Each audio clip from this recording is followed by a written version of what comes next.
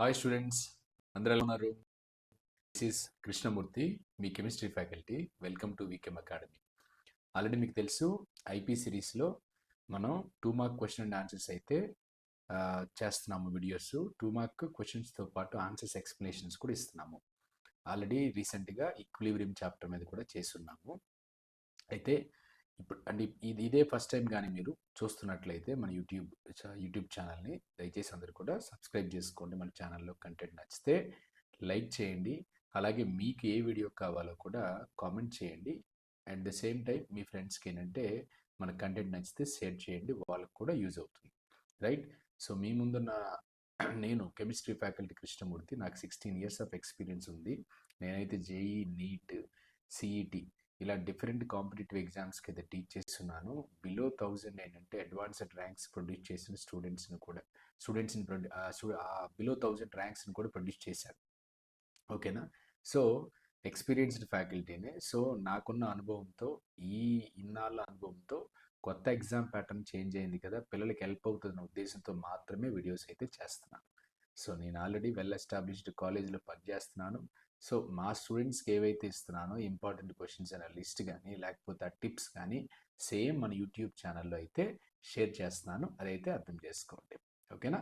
ఈరోజు చాప్టర్లో మనం కంటిన్యూ చేస్తుంది ఏంటంటే redox reactions, 2 mark questions.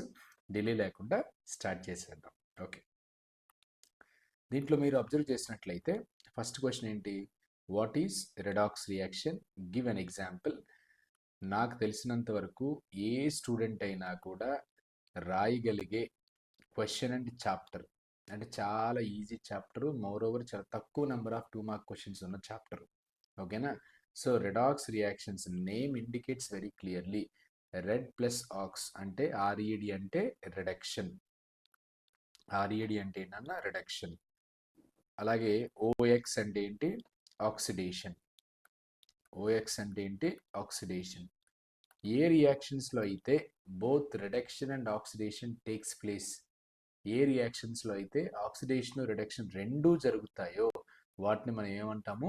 Redox reactions అంటాం. ఓకేనా? దానికి ఎగ్జాంపుల్ చూస్తే H2 + Cl2 giving rise to 2HCl ఉంది. అవునా? సో దీంట్లో హైడ్రోజన్ ఆక్సిడేషన్ నెంబర్ H2లో 0, Cl ఇన్ Cl2లో కూడా 0నే. బట్ అది చేంజ్ అయ్యేటప్పుడు H అనేది +1గా మారింది, Cl అనేది -1గా మారింది.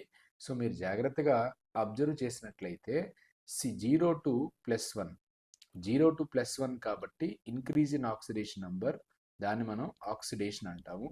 అదేవిధంగా మనకి ఇక్కడ Cl2లో అబ్జర్వ్ చేస్తే ఎక్స్క్యూజ్ మీ, 0 అనేది చేంజెస్ టు -1గా మారింది కాబట్టి ఆ చేంజ్ని మనం ఏమని రాస్తాము? రిడక్షన్ అని రాస్తాం. అలా ఒక రియాక్షన్లో ఆక్సిడేషన్ రిడక్షన్ రెండూ జరిగితే దాన్నే మనం రెడాక్స్ రియాక్షన్ అంటాం. అర్థమైందా? నెక్స్ట్ సెకండ్ క్వశ్చన్ ఏంటంటే ఇది కూడా ఇంపార్టెంటే.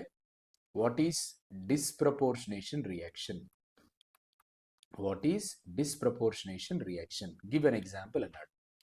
ఏ కెమికల్ రియాక్షన్స్లో అయితే same element or single element which can undergo both oxidation and reduction simultaneously, ఒకే ఎలిమెంట్ కానీ ఆక్సిడేషన్లోను రిడక్షన్లో పార్టిసిపేట్ చేస్తే దానిని మనం ఏమంటాం అంటే డిస్ప్రపోర్షనేషన్ రియాక్షన్ అంటాం.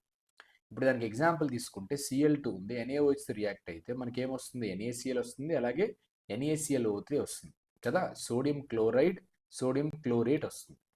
క్లోరిన్ ఆక్సిడేషన్ నంబర్ ఏమో ఇక్కడ ఎంత? 0.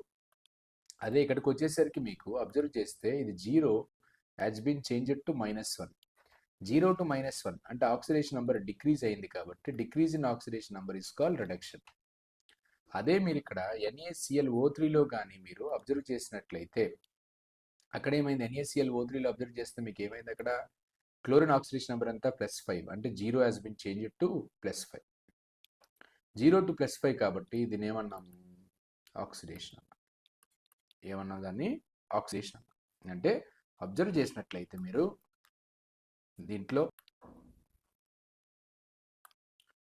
సో ఈ రియాక్షన్లో అబ్జర్వ్ చేసినట్లయితే క్లోరిన్ మాత్రమే under going both reduction and oxidation. ఒక సింగిల్ ఎలిమెంటే ఆక్సిడేషన్ రిడక్షన్లో పార్టిసిపేట్ చేస్తే దాన్నే మనం ఏమంటాము, డిస్ప్రపోర్షనేషన్ రియాక్షన్ అంటాం. ఓకేనా? సో చాలా ఇంపార్టెంట్ క్వశ్చన్, ఫస్ట్ క్వశ్చన్ అలాగే సెకండ్ క్వశ్చన్. అలాగే థర్డ్ క్వశ్చన్ చూస్తే ఆక్సిడేషన్ నంబర్ క్యాలిక్యులేషన్స్, ఇవి కూడా చాలా కంఫర్టే, పెద్ద కష్టమైనవి ఏం కాదు. Assign oxidation number to the underlined elements in each of the following. K2MnO4 ఇచ్చాడు, manganese oxidation number find out చేయమంటున్నాడు. సో పొటాషియం ఆక్సిడేషన్ నంబర్ అనేది +1, there are 2 potassiums, so 2 into +1. ఈ దేని ఆక్సిడేషన్ నంబర్ అయితే తెలియదో దాని X అనుకోండి. 4 ఆక్సిజన్స్ ఉన్నాయి, -2 ఆక్సిడేషన్ నంబర్ ఒక్కొక్క ఆక్సిజన్ది, టోటల్ ఛార్జ్ అనేది 0. 2 + x - 8 = 0, అంటే x - 6 = 0. x ఏమవుతుంది, +6 అవుతుంది. So oxidation number of manganese ఈ పర్టికులర్ కంపౌండ్లో K2MnO4లో ఎంత, +6. అలాగే C3O2 తీసుకోండి, కార్బన్ ఆక్సిడేషన్ నంబర్ తెలీదు, 3 ఉన్నాయి కాబట్టి 3x, 2 into -2 -4 = 0. x ఏమవుతుంది, +4/3. అంటే ఫ్రాక్షనల్ ఆక్సిడేషన్ స్టేట్ అనేది పాసిబుల్ అయింది C3O2లో. ఓకేనా? రైట్. అది థర్డ్ క్వశ్చన్. ఫోర్త్ క్వశ్చన్కి వస్తే right formulae for the following compounds అన్నాడు. నికెల్ 2 సల్ఫేట్ ఒకటి, థేలియం 1 సల్ఫేట్ ఒకటి. అక్కడ బ్రాకెట్లో చూసారు, ఇక్కడ బ్రాకెట్లో రిప్రజెంట్ చేశాడు రోమన్ న్యూమరల్తో, అవి ఆక్సిడేషన్ నంబర్స్ అన్నమాట. రైట్. సో ఇలా ఆక్సిడేషన్ నంబర్స్ రిప్రజెంట్ చేస్తాం రోమన్ న్యూమరల్లో. నికెల్ 2 కాబట్టి Ni2+ అని రాసుకున్నాము, సల్ఫేట్ కాబట్టి SO4 2-, దీని పాజిటివ్ ఛార్జెస్ ఏమో 2, దీని నెగిటివ్ ఛార్జెస్ ఏమో 2. క్రిస్ క్రాస్ చేసామనుకోండి, ఇక్కడ 2 వస్తుంది, ఇక్కడ 2 వస్తుంది, సేమ్ ఛార్జెస్ కాబట్టి క్యాన్సిల్ అయిపోతాయి. సో నీకు వచ్చే ఫార్ములా ఏంటి, NiSO4 అనమాట. అదే నీకు థేలియం 1 సల్ఫేట్ కానీ తీసుకున్నాం అనుకో, థేలియం 1 సల్ఫేట్ అంటే ఇప్పుడు థేలియం ఏంటంటే TH, ఇక్కడ సల్ఫేట్ థేలియం TL, సో ఇది +1, ఇది -2, అంటే number of positive charges 1, negative charges అనేవి 2 కాబట్టి క్రిస్ క్రాస్ చేశారనుకోండి Tl2SO4 వస్తుంది. దీన్ని మనం thallium 1 sulphate or thallous sulphate అంటాం. ఓకేనా? అది మనం అంటే ఫార్ములా రాసే మెథడ్. అలాగే నెక్స్ట్ క్వశ్చన్ వచ్చేసరికి fifth, what are oxidation numbers for the underlined elements in the following compounds. మళ్ళీ సిమిలర్ ప్యాటర్న్ క్వశ్చన్ మీరు నోటీస్ చేసినట్లయితే ఈసారి బోరాన్కి అడిగాడు, గుర్తుపెట్టుకోండి, ఈసారి బోరాన్కి అడిగాడు. ఏంటది, NaBH4లో ఉండే బోరాన్కి, సోడియం బోరోహైడ్రైడ్కి. మనం ఆల్రెడీ చెప్పాము, సోడియం కానీ పొటాషియం కానీ +1 ఆక్సిడేషన్ నెంబర్, బోరాన్ తెలియదు, హైడ్రోజన్ -1, 4 ఉన్నాయి కాబట్టి -4 = 0. చాలామంది హైడ్రోజన్ +1 అంటారు, గుర్తుపెట్టుకోండి మనకి ఇచ్చింది ఏంటంటే ఇక్కడ హైడ్రైడ్లో హైడ్రోజన్ ఆక్సిడేషన్ నెంబర్ అనేది ఇప్పుడు కూడా -1 అవుతుంది. సో 1 - 4 -3, సో x - 3 = 0, x +3, అంటే +3 అనేది బోరాన్ ఆక్సిడేషన్ నంబర్.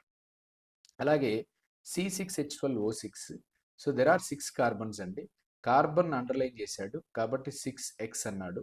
ఒక హైడ్రోజన్ ఇక్కడ +1, 12 into +1, ఒక ఆక్సిజన్ది -2 ఆక్సిడేషన్ నెంబర్, సో 6 into -2 = 0.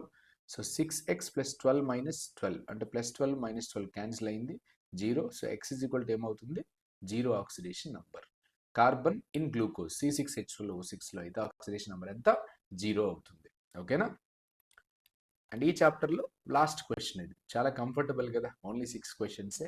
మా మిగతా ఛానల్స్లో లాగా చిన్న వీడియోని కూడా స్ట్రెచ్ చేయం, ఉన్న పాయింట్ని కరెక్ట్గా చెప్పేస్తాం అంతే.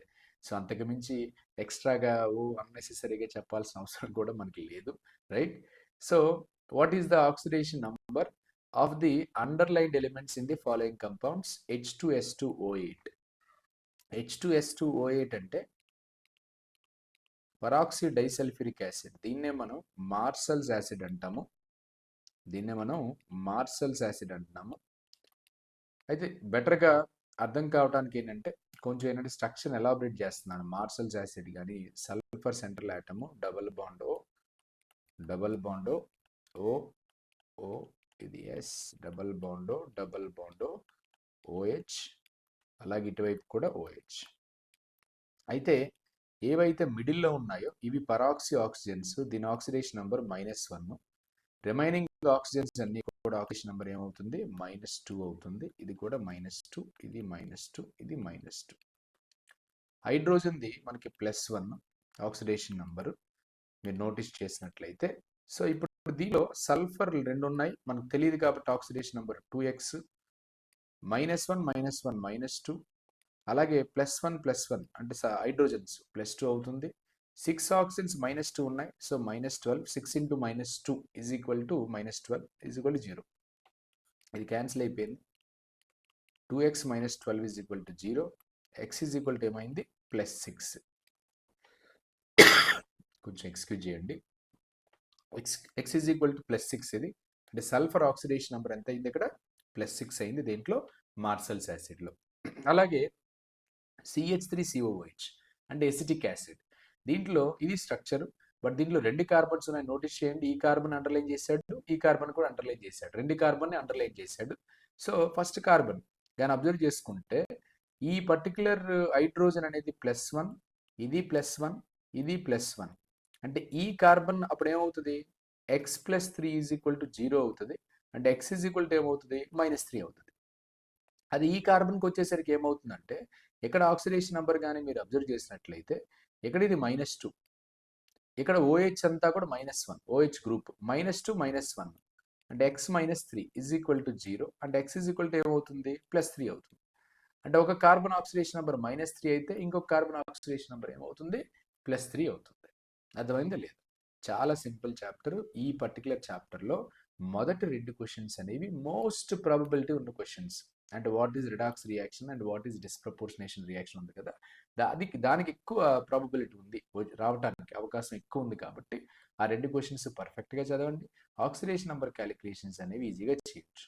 ఒకవేళ బ్యాలెన్సింగ్ ఆఫ్ రిడాక్స్ రియాక్షన్స్ 4 మార్క్స్కి ఏమైనా డౌట్స్ ఉంటే ఆ వీడియో అనేది మన ఛానల్లో ఉంది, రైట్? మీరు ఒక్కసారి అబ్జర్వ్ చేయండి. బ్యాలెన్సింగ్ ఆఫ్ రిడాక్స్ రియాక్షన్స్ కూడా మీరు వీలైతే ఆ balancing of redox reactions video link డిస్క్రిప్షన్లో ఇస్తాను, నోటీస్ చేయండి.